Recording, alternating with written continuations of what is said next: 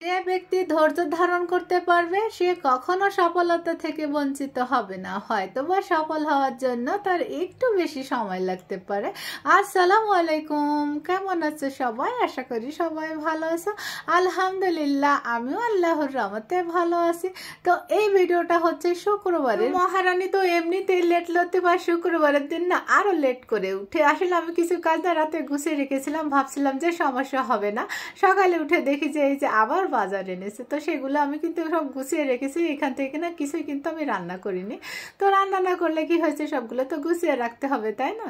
তো এই যে সবগুলো না আমি গুছিয়ে রেখেছি। আর এইভাবে পলিথিনে করে রাখলে কিন্তু ফ্রেশ থাকে। আর এই যে কোনো শাক কিন্তু আটি বেঁধে বিক্রি করে, তো এইভাবে রেখে দিলে কিন্তু গোড়াগুলো পচে যায়। তো আমি কি করি না, আটটা খুলে রাখি, খুলে রাখলে কিন্তু আর পচে যায় না। আর যেদিন রাত্রে বাজার করে আনে আমি সুন্দর করে না কেটে ধুয়ে তারপরে পলিথিনে করে ফ্রিজে রেখে দিই।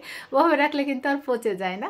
তো এই যে আমি সবগুলো বাজার কিন্তু গুছিয়ে রেখেছি। আর একটু নাস্তা খেয়ে তারপরে আমি না রান্নাতে চলে যাব। তো নাস্তা বলতে আজকে আমি হালকা কিছু খাবো, একটু চা খাবো। আর এই যে কয়েকটা খেজুর নিয়েছি, একটু ড্রাই ফ্রুট নিয়েছি, এগুলো খেয়ে তারপরে আমি রান্নাতে চলে আসব। তো আমার রান্নাটা কিন্তু রেডি করা ছিল। আমি হাঁসের মাংস আমি কিন্তু সুন্দর করে ধুয়ে তারপরে রেখে দিয়েছি। এই যে পেঁয়াজ মশলা এগুলো কিন্তু আমি রাত্রি না গুছিয়ে রেখেছিলাম, এই জন্য না আমি একটু দেরি করে উঠেছি। তো যাই হোক, সমস্যা হয়নি, একটু লেট হয়ে গিয়েছিল, আর কিছু না। তো পেঁয়াজগুলো আমি এই যে তেলের সাথে একটু ভেজে নিব। সাথে দিয়েছি আদা রসুন পেস্ট পরিমাণ মতো দিয়ে একটু ভেজে নরম করে নেব, এতে করে আদা রসুনের কাঁচা গন্ধটাও চলে যায় আর পেঁয়াজটাও না নরম হয়ে আসে। আর এখানে হচ্ছে শুকনো মরিচ আর গোটা গরম মশলা, জিরা। শুকনো মরিচটা যদি বেটে দেওয়া হয় না হাঁসের মাংস রান্নাতে, কিন্তু হাঁসের মাংসটা কালারটাও ভালো আসে আর স্বাদটাও না ভালো আসে। তো আমি মশলাটা একটু কষিয়ে নিয়েছি, নিয়ে তারপরে কিন্তু অল্প একটু পানি দিয়েছি। পানিটা হচ্ছে ব্লেন্ডারে জার ধুয়ে তারপরে দিয়েছিলাম। আর এই যে হাঁসের মাংসটা কিন্তু আগের দিন একটা ভিডিও করেছিলাম না, সেমাই পিঠা আর হাঁসের মাংস।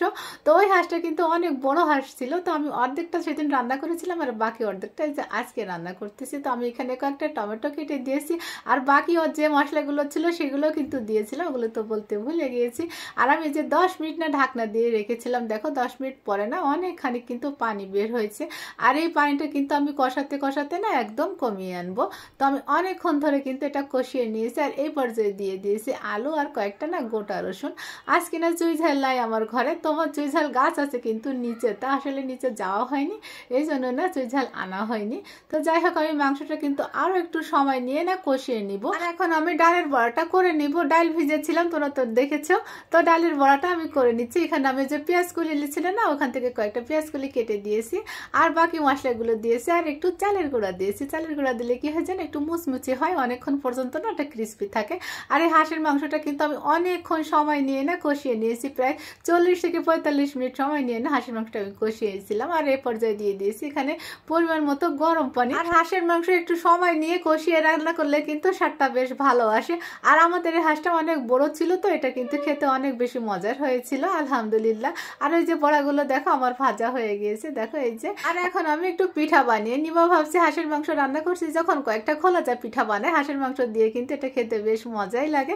তো আমি এখানে 2 কাপ নিয়েছি চালের গুঁড়া, অল্প একটু লবণ আর কুসুম গরম পানি দিয়ে কিন্তু বেটারটা তৈরি করে নিয়েছিলাম। আর একটা ডিম দিয়েছি। ডিম দিলে না পিঠাটা অনেক সুন্দর হয়। তো এপাশে ক্যামেরা রেখে না আমার ভিডিও করতে কেমন আনইজি লাগতেছিল। তো যাই হোক, আমি কিন্তু মাংসের পাতিলটা ওই পাশে চুলায় নিয়ে গেছি। আর এই যে আমি একটা প্যান বসিয়ে দিয়ে টিস্যু দিয়ে না প্যানের গায়ে যে তেলটুকু ছিল আমি কিন্তু মুছিয়ে নিয়েছি। আর 2 চামচ যে বেটার দিয়েছি। দেখো পিঠাগুলো না মাশাআল্লাহ অনেক বেশি সুন্দর হয়েছিল, একবারে না পারফেক্ট হয়েছিল। তো আমি কিন্তু মাত্র 4টা পিঠা বানিয়েছিলাম, বেশি পিঠা বানিয়েনি। এই যে দেখো সবগুলো পিঠা মাশাআল্লাহ সুন্দর হয়েছিল। আর এই যে আমার হাঁসের মাংসটাও কিন্তু রান্না হয়ে গিয়েছে, কালারটা দেখছো মাশাআল্লাহ অনেক বেশি সুন্দর। আর স্যার এটা খেতেও অনেক বেশি মজার ছিল। ওই যে একটু মরিচ বেটে দিয়েছিল না, বাটা মশলা দিয়ে রান্না করলে কিন্তু কালারটা মাশাআল্লাহ ভালো আসে। তো আমি একটু এই যে পরিবেশন করে নিচ্ছি, দেখো।